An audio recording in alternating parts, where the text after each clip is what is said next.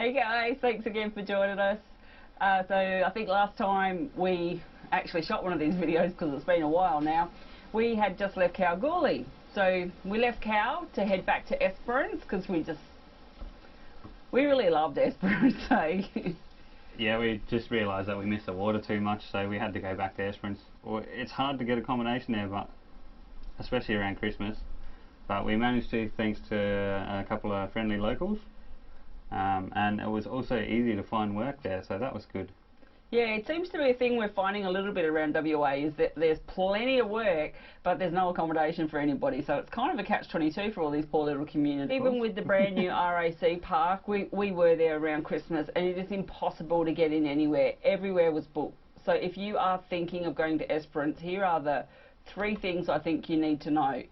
You need to book 12 months at least in advance, because like I said, everything fills up quick, and that's Lucky Bay, Cape Le Grand, it's the national parks, it's the caravan parks in the town. It just fills up. So book early, that's the #1 suggestion. Definitely book early. Yeah. Number 2, it's windy. The locals told us there was a couple of months of the year where the wind didn't blow. We did not see those couple of months. The weather was nice at times, but the wind would come howling in, so be warned. Yeah, we thought it was like a midday ocean breeze that would come in the afternoon, but it turns out it comes in at like 10:30, so... Yeah, it just kind of blows for the rest of the day. So that's the next thing to be wary of. And the third thing I think you need to know is the internet isn't great there, especially Telstra. We run one with Telstra and one with Optus, and we were actually finding my Optus was better there than Telstra. Having said that, there were times where we couldn't get reception at all over Christmas. Yeah, I spoke to a few of the locals and they said the tower needs to be upgraded or something. It's not coping with the amount of people that are staying in town, so unfortunately we ended up having to move on, but we'll get to that later on. In Esperance there is this fantastic tourist drive that you have to do. There's some stunning beaches in Esperance. You really do have to do the tourist drive, because it goes through all of them. Yeah, this isn't including, you know, Lucky Bay and Le Grand that we all see plastered all over Insta and Facey.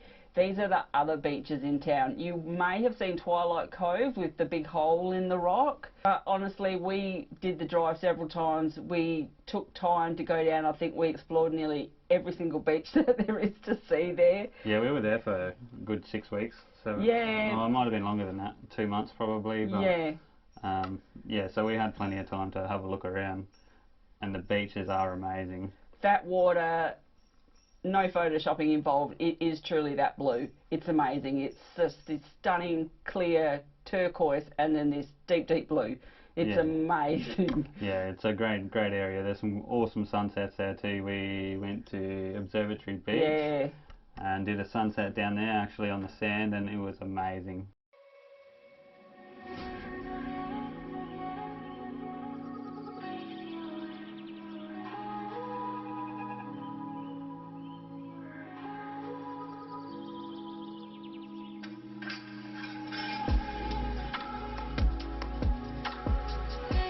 While we were still in Cal, before we permanently relocated down to Esperance, or permanently I mean 8 weeks, we did take a long weekend at Lucky Bay, which, I mean, if you're heading there, you have to go. You have to go. Even if you can't camp there, go there for a day trip.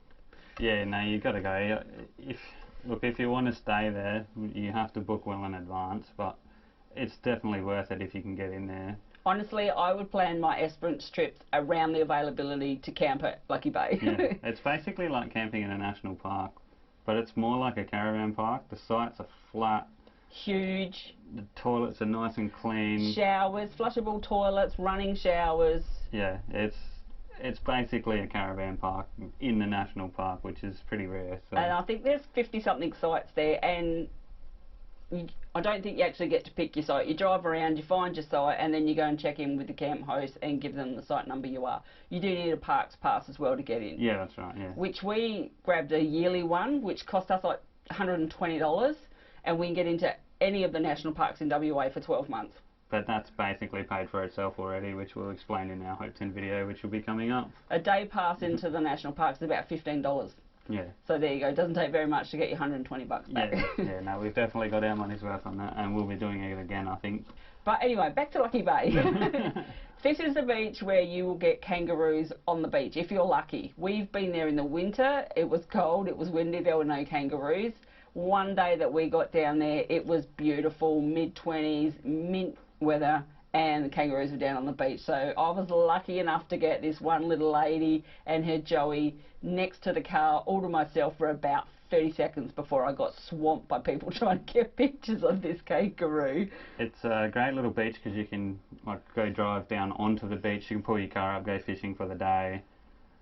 We did, however, a trip 3 or 4 months ago, back when we were staying in Kalgoorlie. We just did a day trip down to Esperance, and we did a weekend trip down to Esperance, and we did a day trip out to Lucky Bay, and the beach was easy as to drive on that day, but we actually went for another drive down this time while we were there and nearly put the Prado in the water. Like, it was really boggy, so just be mindful of that. The beach does change quite a fair bit in a few months. So. Other things to do while you are at Lucky Bay or in that general area is check out Hellfire Beach and Little Hellfire Beach.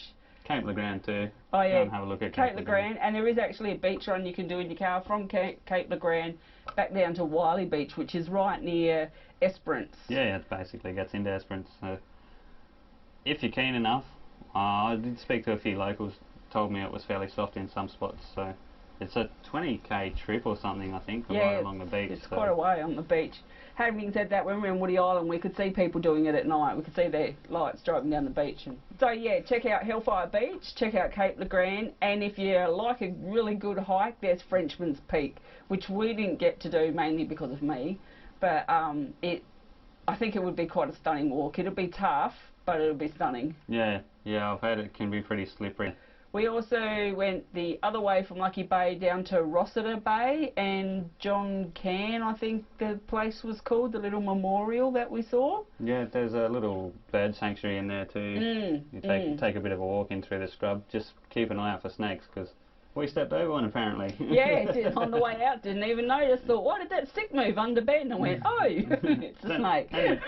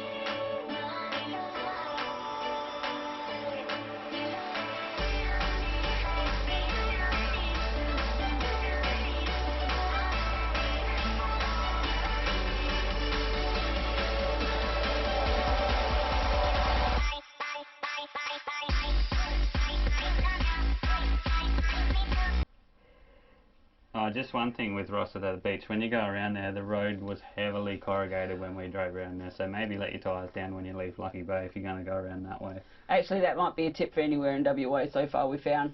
Once you get off the actual council-owned dirt roads, let your tyres down. They weren't too bad out the back of Kalgoorlie, but yeah, no, ever since we've got down the southern end of the coast, definitely let your tyres down on the dirt roads. Next up, we went to Alexander Bay. We were invited to go camping on the beach down at Alexander Bay with a few of the guys that I work with at NLC Engineering in Kalgoorlie, and it was totally worth it. We went over Christmas. I think we got there just before Christmas Eve. Yeah, Christmas Eve we got there. It was Christmas Eve, yeah, after I finished work. And did 3 or 4 days down there. It was truly amazing. The spot they found was awesome, right next to a river that leads almost out to the water. So yeah, it was a beautiful spot. Yeah, it was great. Just to kick back and relax, because we hadn't ever really been down there before, so the other guys had. They took us out for a drive, Yes, we got bogged. Thanks, Kurt, for getting us out. Yeah. But yeah, they took us to some spots like we would never have gone and found, honestly, on our own. So it was really good to go. Just be, yeah, the whole time we were there, we were probably placing 40, 45k an hour winds, I suppose. So if you can find a sheltered spot, do it. Otherwise, yeah, down by the river it's the bee's knees.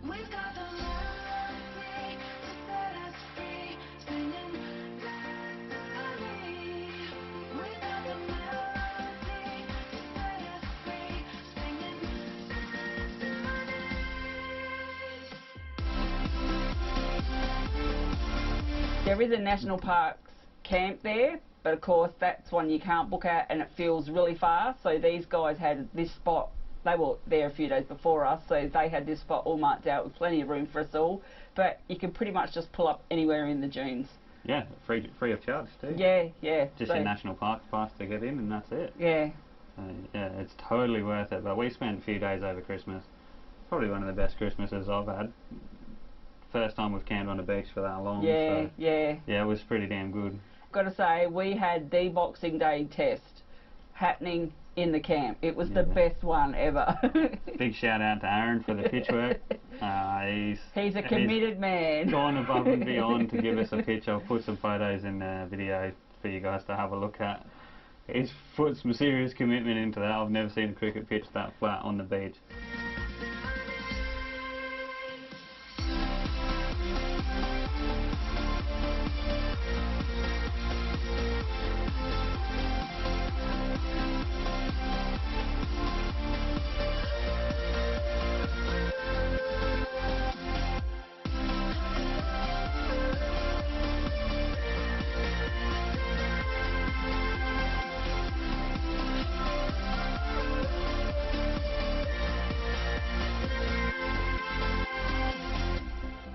Because down at Alexander Bay, like we said, we're on the beach, so there was no light pollution whatsoever. Got some wicked night shots in as well. It was really great running around in the dunes. I don't know, I think I got a hell of a workout that weekend. Running around in the dunes, taking photos, just madly. Sunsets, stars, it was awesome.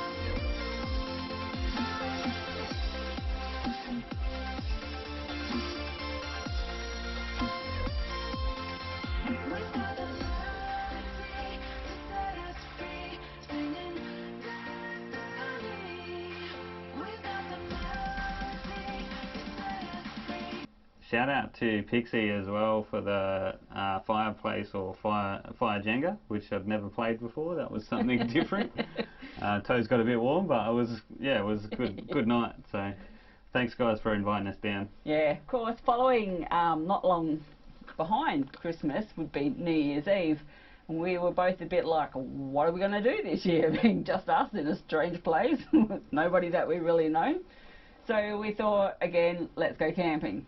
So we went down to Duns Rocks. Duns Rocks. Because someone forgot the pillows. We had to turn around. But that's a whole nother story. Yeah, it's a whole nother drama. So we went down to Duns Rocks and we spent New Year's Eve down there. You're not supposed to camp there apparently, but oh my god, there were so many people camping down there. It was incredible. The sand was really bumpy and yeah, it just wasn't that good. I didn't The think. one thing that I found just stunning about Duns Rock was the massive sand dune just behind it. I've never seen a dune this big. As we pulled in, the sun was starting to set and it had that pink about it, and the sand was all starting to light up pink as well. It was incredible, but unfortunately I didn't have time to get a camera out and get some pictures of it. It's a fairly rough full drive track to get into actually, if I remember rightly. Yeah, it was really bumpy, really. So I'd suggest definitely letting your tyres down before you go on the beach. And possibly there were people down there with their Jaycos and stuff on caravans on the beach. Not one we would have taken our caravan down. But then we decided New Year's Day to pack up and move on to Yokonup Mia campground, which is out in Cape Arid National Park.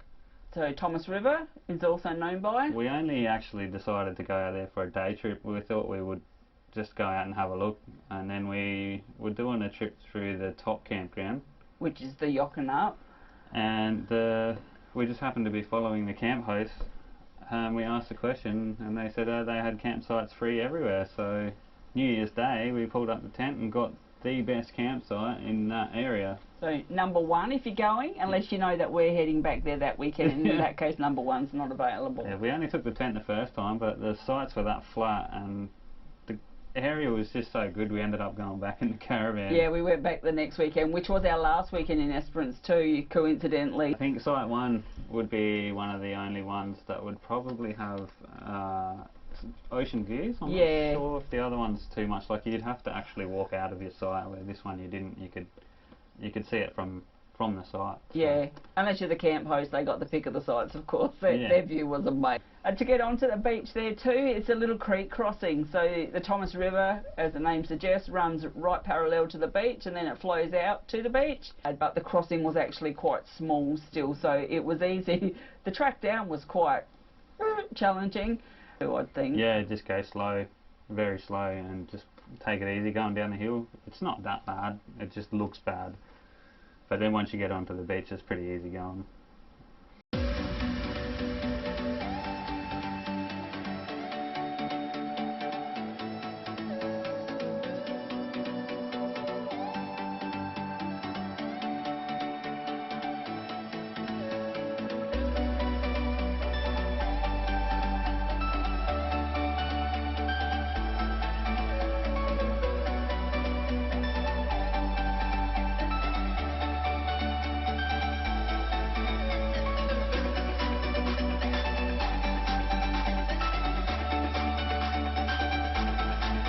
So while we were there, there's a few things to do there. There's a couple of little drives. So one was to Dolphin Cove and Tagon Beach or something like that. And there's a little Tagon and a big Tagon. We didn't get to the big one. It's four-wheel drive in. The signs were warning you that the sand was really soft, and being that it was just us and we had no one with us, we didn't want to risk getting stuck. So we didn't go down there to the big one. But apparently it is really soft into that track too, so we don't take that big a risk with our four-wheel drive. We did go down to Little Tagon and Dolphin Cove, and both of them are amazing. Like, if you time it right, you'll get the beach to yourself too. We did a couple of times. Yeah. Yeah, it's pretty good down there.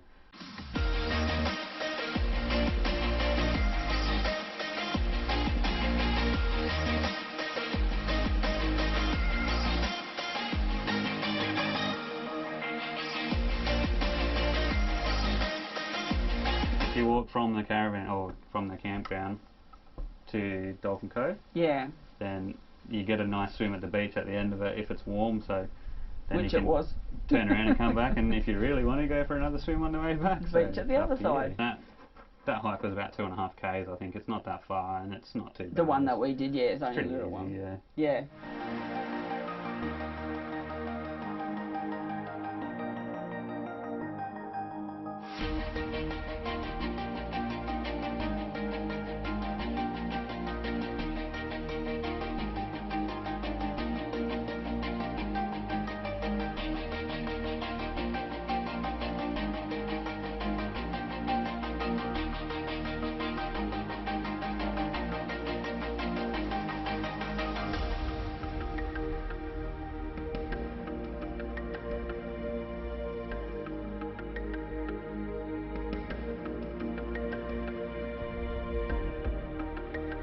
There's also a walking trail up through the bush, and it gives you a bit of a good lookout across the whole bay, and that was called the... It's a Solenoid walking trail. Lottie.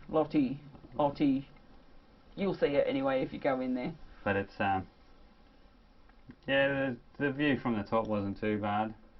I don't know if it's really worth the walk. I think the trees might be starting to get a bit big now. It probably had a really good sweeping view, but now there's trees coming up in the way, so you can kind of see this bit and you can see that bit. You can't see all that. You can go for a fish too, but I didn't have any luck, but I'm not very good at fishing. So novice fisherman. Yeah, so I did see another guy pulling in a few if you go fishing off the rocks, but yeah. If you find the right spot, I guess, and you know what you're doing, that will probably help. I have just put a bit of a video in of our camp setup. So when we can't take the caravan, we've just bought a Coleman North Star. I think it's a 4-person pop-up tent. Yeah, instant up. Yeah, and Tents have come a long way. Oh, we hadn't had a tent for a long time, and yeah, they just fold up with the knuckles on the arms now, so they're really easy. It's actually easier to set up than our swag was. So, and the benefit of having a tent now is we can actually put our clothes and stuff, take them out of the car and put them in the tent. We're not fully living out of the car Couldn't anymore. really do that with the swag, otherwise you're just constantly moving stuff. So it works better for us. Yeah. But each to their own. Yeah. That's it for this video. Cheers, guys.